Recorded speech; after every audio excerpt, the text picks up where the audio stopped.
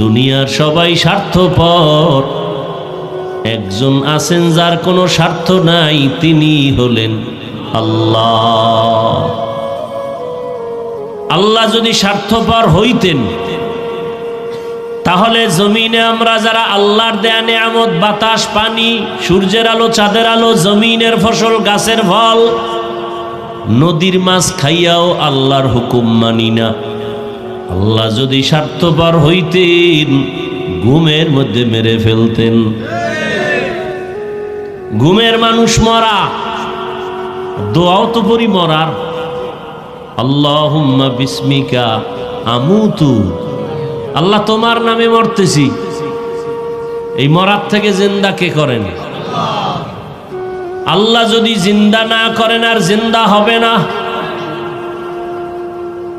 আল্লাহ পাক যদি স্বার্থপর হইতেন এক ঢোক পানিও দিতেন না, বরং আল্লাহকে যারা মানিয়া চলি এদের থেকে যারা আল্লাহর বিরুদ্ধে যায় তাদের দিকে আল্লাহর মায়া আরো বেশি।